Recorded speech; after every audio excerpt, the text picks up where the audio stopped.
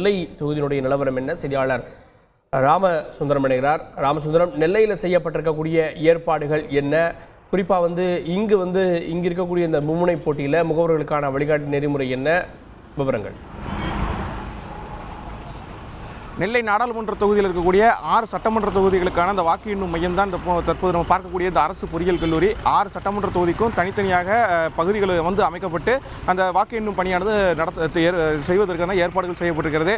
302 பணியாளர்கள் வாக்கு எண்ணும் பணிக்காக நியமிக்கப்பட்டிருக்கிறார்கள். இதில் 102 நுண்பார்வையாளர்களும் இடம்பெற்றிருக்கிறார்கள். இந்த வாக்கு எண்ணும் மையத்தை சுற்றி 3 அடுக்கு போலீஸ் பாதுகாப்பு, சுமார் 1000 போலீசார் கொண்ட பாதுகாப்பு பணியில் நெல்லை மாநகர காவல் ஆணையாளர் தலைமையில் பாதுகாப்பு பணியானது மேற்கொள்ளப்பட்டு வருகிறது. தொடர்ந்து அந்த பகுதி முழுவதுமே சிசிடிவி, அதாவது அந்த வளாகம் உள்பகுதி மற்றும் வெளிப்பகுதி இரண்டுமே சிசிடிவி கேமரா காட்சிகளோட கண்காணிக்கக்கூடிய பணியும் தொடர்ந்து நடைபெற்று வருகிறது. வாக்கு எண்ணும் மையத்தில் முகவர்களுக்கு தனி பகுதி, அதாவது முகவர்கள் உள்ளே செல்வதற்கு தனி பகுதி, அது அலுவலர்கள் செல்வதற்கு தனி பகுதி என 4 பகுதிகளாக பிரிக்கப்பட்டு அந்த வாக்கு எண்ணும் மையத்தில் அனுமதியானது வழங்கப்பட்டிருக்கிறது. தொடர்ந்து போலீஸ் கண்காணிப்பில் இந்த வாக்கு எண்ணும் மையம் அமைந்திருக்கக்கூடிய அந்த புதிய பேருந்து நிலையம் நாகர்கோவில் சாலையில் கண்காணிப்பு பணியை மேற்கொள்ளப்பட்டிருக்கிறது. அந்த வாக்கு எண்ணும் மையம் தவிர்த்து நெல்லை மாநகர் பகுதி முழுவதுமே போலீசார் தீவிர கண்காணிப்பில் ஈடுபட்டிருக்கிறாங்க. வேட்பாளர்கள் வந்து செல்வதற்கான தனி ஏற்பாடும் செய்யப்பட்டிருக்கிறது. சரியாக 8 மணிக்கு இந்த வாக்கு எண்ணும் பணியை அதிகாரிகள் தொடங்க இருக்கக்கூடிய நிலையில் தற்போது முதலே முகவர்கள் உள்ளே அனுமதிக்கப்பட்டிருக்கிறார்கள்.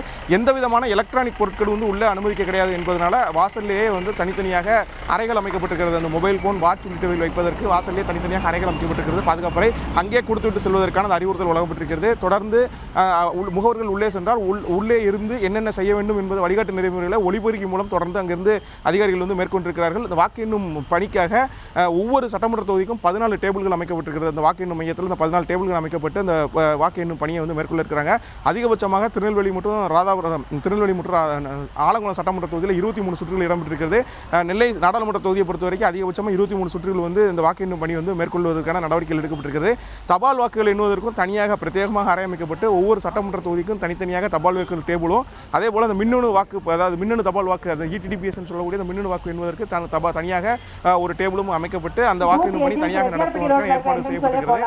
அதிகாரிகள் மற்றும் அந்த வாக்கு எண்ணக்கூடிய அந்த மையத்தில் அந்த முகவர்களும் உள்ளே அனுமதிக்கப்பட்டிருக்கிறார்கள். இன்னும் சற்று நேரத்தில் அந்த வாக்கு எண்ணப்பட்டு யார் முன்னிலையில் இருக்கிறார்கள் என்ற அறிவிப்பு வெளியேறும். ஏற்கனவே நெல்லை மாவட்டத்தை பொறுத்தவரைக்கும் யார் வெற்றி பெறுவார்கள் என்பது கருத்து கணிப்பிலேயே ஒரு மிக நெருக்கடியான ஒரு சூழல் தான் காணப்பட்டது. தற்போது முகவர்களும் யார் வெற்றி பெறுவார்கள் என்ற ஒரு ஆர்வத்தோடு வாக்கு எண்ணும் மையத்துக்குள்ள சென்று கொண்டிருக்கிறார்கள். செய்திகளை உடனுக்குடன் தெரிந்து கொள்ள உடனே சப்ஸ்கிரைப் பண்ணுங்க.